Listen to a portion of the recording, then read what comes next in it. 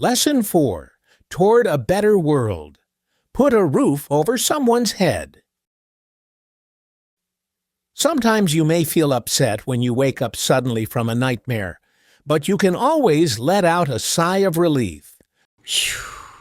No matter how scary the dream was, at least you've woken up safe and sound in your own home. You can go back to sleep because you know your loved ones are just around the corner in their own beds. Your home is a special place that protects you and your family from everything. Unfortunately, this is not a reality that everyone shares. Many people around the world don't wake up in a soft and comfortable bed. Instead, they open their eyes to see a dirt floor or a leaking roof. I didn't realize for a long time that something I take for granted could be someone else's biggest dream. One day, I learned about a program that needed volunteers to go to different parts of the world to help build houses for the poor. After watching a presentation about it, I was really touched by the mission, so I decided to take part in the next volunteer trip. I had my doubts, though. I didn't know anything about construction, and we'd only be there for 2 weeks. Could we really change these people's lives as the presentation had suggested? I was going to find out soon enough. The volunteers and I got to meet the family that would be moving into the home we were going to build the day after we arrived in Karachi, in India. This family of 5 was living in a one-room hut. It was quite clear that this place was not big enough to house all the family members. In addition to that, there were jars everywhere to catch all the rainwater dripping from the roof. With all these jars on the floor, there was hardly any space to sit, let alone lie down. It was shocking to see how they were living. After meeting them, I felt even more determined to build them a beautiful home.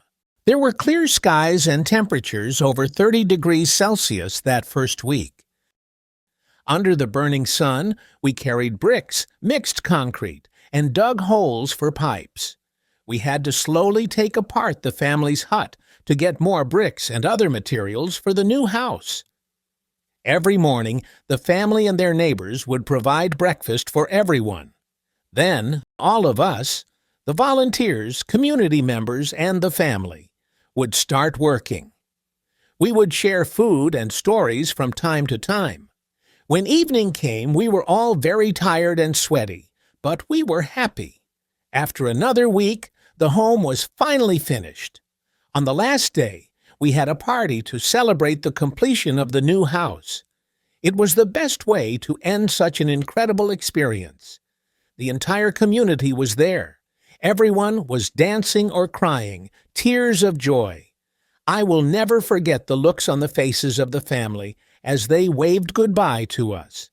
As I look back on this trip, I find it amazing that so many different people came together to build a house for a family they'd never met.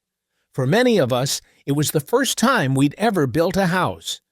The work was hard, but not one person ever stopped smiling or even complained. I'm thankful for the friendships I have made through this trip. In addition, I learned so much from the other volunteers, the community members, and this family.